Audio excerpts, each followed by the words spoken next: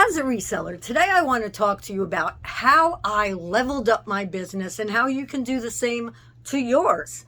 And when I say that, I just mean how I make more money than I used to and what I learned along the way to get there. It's all about change. And if you're willing to make one change, you can make a lot more money. Like I got to make one change right here. Okay, so if you're interested in that, stay tuned. My name is Marion, and I am a reseller on Poshmark, Mercari. I used to be, but not anymore. eBay, a little bit on Facebook Marketplace, and also out of my whatnot closet. I am the Smiley Thrifter, also known as a Tire and Beyond, and today we're going to talk about making more money. So tell me, how much are the items in your closet? If you're a Poshmark person, if you're on eBay, if you're on Mercari, if you're on any reselling platform, what would you say your average sale price is? And how much are you making? How much do you pay for your merchandise? So let me tell you a little bit about how I used to do it and how I do it now. Now, in the beginning, I was just buying anything. I was buying anything that was $1 and trying to sell it in my closet. And of course, that wasn't working. I still have things from 3-4 years ago in my closet. So I was looking at the cost of goods and saying, well, I can make something on it. And yes, a lot of those things I can make $15 on. And I mean, but some of them I can only charge $15 for, which then you take out fees and everything else and forget it. You're making almost nothing. And when I say almost nothing, it's $7, $10, $12. And that is almost nothing compared to what you can make. Now, let me start by telling you that I'm not saying get rid of this altogether if that's what you do. I didn't. But let's talk a little bit about this. So I was that kind of shopper. Now, I still buy things when they're $1 or half off or whatever, but I don't buy everything. See, I used to just buy everything. Oh my God, it's $1, it's $1, it's $1. Yeah, no. Now what I do is I look for what I want. And if it is $1, I'm happy, but I'm willing to pay up a little more for it. Now, I'm not willing to pay up a lot unless it's something specific or trendy that I'm looking for, but that's what most resellers are doing. Are you looking for trendy things, or are you just looking for things to curate your closet? Or are you just looking for things that you like and putting them in there? Let me know, because I'm curious. I did start with things from my closet, but then I graduated into buying things from thrift stores, etc. So first, I watch many videos. That's why I like doing videos. So even if it's only 20 people who watch it, maybe one of you gets something out of it.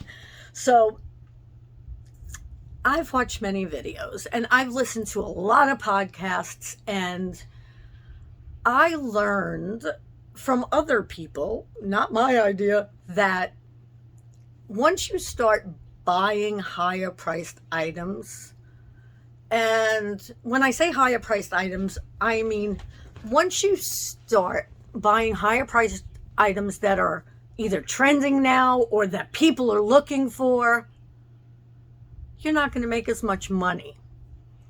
So what I started doing is buying some things that are a little bit higher priced, maybe better name brands, maybe things that were trending that aren't even name brands, but that's what I started doing. So now in my closet, I have both.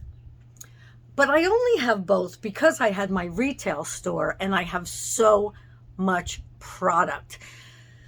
So am I saying I wouldn't buy those things anymore if I didn't have that? No, I think that you should have some reasonably, not reasonably, but some lower priced items, of course. But we're in a time now that people are worrying about money. I'm doing this in 2023, July, and we just had the whole COVID thing, and economics aren't the greatest, and some people don't want to spend money. And those people are people who don't have a lot of money and who now are, replacing that one thing that they would have bought on Poshmark or eBay, Mercari. And they're replacing that with necessities. Now, I'm not saying some clothes aren't necessities, but who are they necessities for right now? Right now, they are necessities for people who are going out to the office, for people who, people who have some money to spare, people who are going to the ball, people who are going to black tie events. They are looking for their clothing. So I started buying more formal dresses because I can get those cheap enough. Once you check comps, you know which ones to buy and which ones not to buy. So, and also, here's what I'd say, because this is what I did during my testing of this. So I bought more glamorous items for the balls, for the charity events, for the events. Then I bought more business clothing for the office, for other things, etc.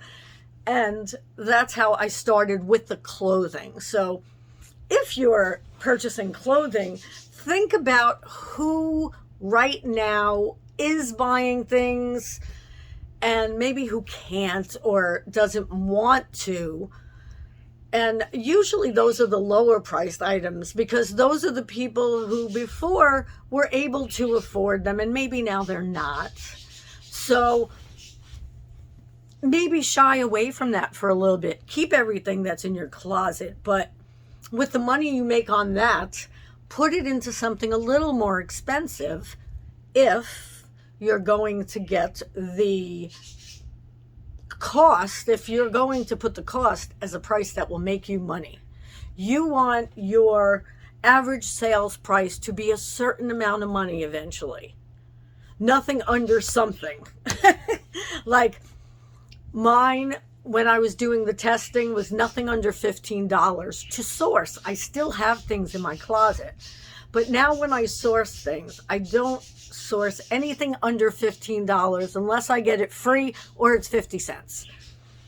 So I'm looking for, well, now I changed my business a little bit anyway, so I'm into vintage and jewelry, and those things are worth a little bit more money. And that's how I'm replacing and leveling up my business. That's my best way to say it, because by putting things in your closet that are higher priced, better quality, maybe luxury items, maybe just glamour items. I say that because I know I have a lot of beaded dresses and they remind me of the 50s and 60s that, when all the movie stars were so glamorous. Now, I wasn't here in the 50s, but I was here in the 60s.